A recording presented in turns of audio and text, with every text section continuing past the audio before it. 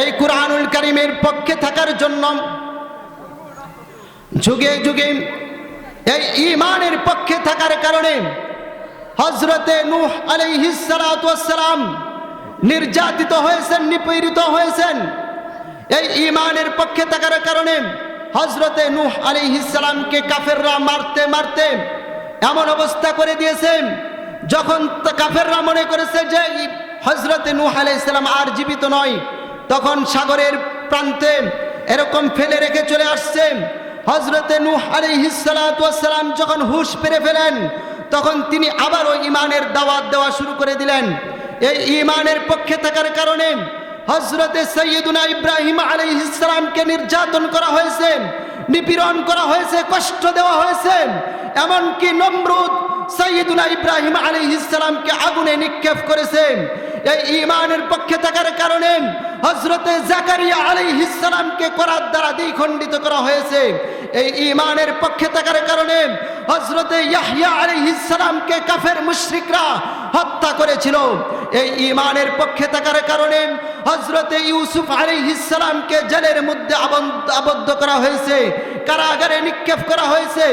এই ঈমানের পক্ষে থাকার কারণে যুগে যুগে নবী পয়গম্বরগণ নির্যাতিত হয়েছেন, নিপীড়িত হয়েছেন।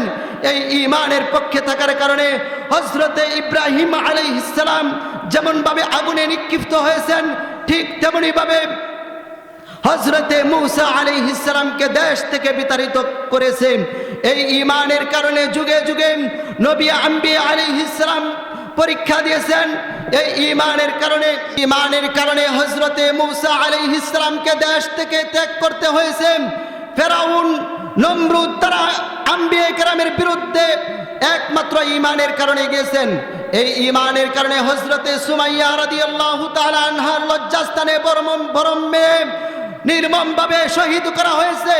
এই ঈমানের কারণে হযরতে আসিয়া আলাইহিস সালামকে নিষ্ঠুরভাবে নির্মমভাবে হত্যা করা হয়েছে। এই ঈমানের কারণে দু জাহানের সরদার সাইয়্যিদুনা মুহাম্মদুর রাসূলুল্লাহ সাল্লাল্লাহু আলাইহি সাল্লামকে কষ্ট দেওয়া হয়েছে, নির্যাতন করা হয়েছে। এমনকি এই ঈমানের কারণে আমার নবী তায়েফের ময়দানে রক্তাক্ত হয়েছেন। এই ঈমানের কারণে আবু জাহেল আমার নবীর উপর উটের ভুঁড়ি নামাজরত অবস্থায়, সেজদারত অবস্থায় উটের ভুঁড়ি এনে আমার নবীর গায়ের মধ্যে এরকম দেওয়া হয়েছে। এই ঈমানের কারণে হযরতে আবু বকর সিদ্দিক রাদিয়াল্লাহু তাআলা আনহুকে নির্যাতন করা হয়েছে। এই ঈমানের কারণে হযরতে উমর রাদিয়াল্লাহু তাআলা আনহুকে নামাজরত অবস্থায় পেটের ভিতরে এরকম বল্লম দিয়ে আঘাত করা হয়েছে, নারী ভুঁড়ি বের হয়ে গেছে। এই ঈমানের কারণে হযরতে বেলাল রাদিয়াল্লাহু তাআলা আনহুকে মরুভূমির উত্তপ্ত গরম এরকম ভাবে গরম পাথরের উপর এরকম ছেক দেওয়া হয়েছে, বলা হয়েছে তুমি ঈমানকে ছেড়ে দাও। হযরতে বেলাল রাদিয়াল্লাহু তাআলা আনহু যখন তার এরকম ভাবে জান বের হয়ে যাবে এমন কষ্ট নির্যাতন দেওয়া হয়েছে, তবুও হযরতে বেলাল রাদিয়াল্লাহু তাআলা আনহু মুখের মধ্যে বলেছিলেন আহাদ আহাদ, আমি এক আল্লাহর উপর বিশ্বাস করি, আমি এক আল্লাহকে বিশ্বাস করি। তিনি ঈমান ছাড়েন নাই। এই ঈমানের কারণে হযরতে খুবাইব রাদিয়াল্লাহু তাআলা আনহুকে এমন ভাবে নির্যাতন স্টিম রুলার চালানো হয়েছে, উনার কোমরের গোশতগুলো এরকম মোমের মতো খসে পড়ে গেছে। এই ঈমানের কারণে অসংখ্য সাহাবায়ে কেরাম শহীদ হয়েছেন। এই ঈমানের কারণে হযরতে ইমাম আবু হানিফা রাহমাতুল্লাহ আলাইহিকে নির্যাতন করা হয়েছে। ঈমানের কারণে ইমামে বুখারীকে তার দেশ থেকে ত্যাগ করতে হয়েছে। ইমাম আহমদ ইবনে হাম্বলকে শুধুমাত্র ঈমানের পক্ষে থাকার কারণে নির্যাতন দিনের পর দিন এরকম জেলের মধ্যে আবদ্ধ থাকতে হয়েছে। মুহতারাম হাজিরিন, যুগে যুগে এই ঈমানের পক্ষে যারা ছিলেন তারা নির্যাতিত হয়েছেন, কষ্ট স্বীকার করেছেন। এমনকি এই ঈমানের কারণে দারুল উলুম দেওবন্দের সিংহ পুরুষ মাহমুদুল হাসান দেওবন্দিকে মাল্টার কারাগারে আবদ্ধ করা হয়েছে। তারই ছাত্র আওলাদে রসুল হুসাইন আহমদ মাদানীকে এই ঈমানের কারণে জেলের মধ্যে বন্দী করা হয়েছে। শুধুমাত্র এই ঈমানের কারণে অসংখ্য অগণিত উলামায়ে কেরামকে ভারতবর্ষে গাছে গাছের মধ্যে এই ইংরেজ ব্রিটিশরা এরকম ঈমানের পক্ষে কথা বলার কারণে গাছে গাছে তাদের লাশ ঝুলন্ত করে দিয়েছে। মোহতারাম হাজিরিন, যুগে যুগে ঈমান যারা ঈমানের উপরে থাকবে তাদের বিপক্ষে কাফের মুশরিকরা ষড়যন্ত্র করে যাইতেছে।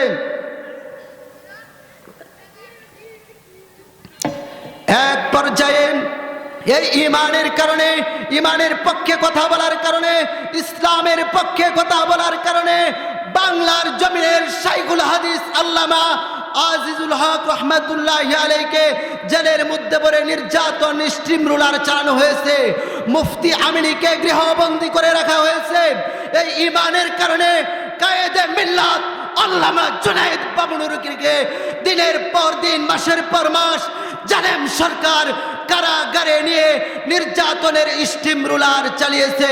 এই ঈমানের কারণে শাইখুল হাদিস ইবনে শাইখুল হাদিস আল্লামা মামুনুল হক সাহেবকে জেলের মধ্যে পড়ে নির্যাতনের স্টিম রোলার চালানো হয়েছে। এই ঈমানের কারণে আমাদের উলামায়ে কেরাম, হেফাজত ইসলামের উলামায়ে কেরাম দিনের পর দিন নির্যাতনের স্টিম রোলার তাদের উপরে চালানো হয়েছে। এই ঈমানের কারণে উলামায়ে কেরাম জেলের মধ্যে গিয়েছেন। এই ঈমানের কারণে আম্বিয়ায়ে কেরাম জেলের মধ্যে গিয়েছেন। সর্বশেষ ঈমানের পক্ষে কথা বলার কারণে, ভাস্কর্য এবং মূর্তির বিরুদ্ধে কথা বলার কারণে আল্লামা মামুনুল হক সাহেবকে কঠিনভাবে বছরের পর বছর নির্যাতন করা হয়েছে। আল্লামা আমার উস্তাদ আল্লামা জুনায়েদ বাবুনগরী রহমাতুল্লাহ বলেছেন, আমার ছাত্ররা, তোমরা মাথার মধ্যে সুতার টুপি পরেছো, এটা সুন্নত, কিন্তু প্রয়োজনে কখনো সুতার টুপি খুলে লোহার টুপি পরতে হবে।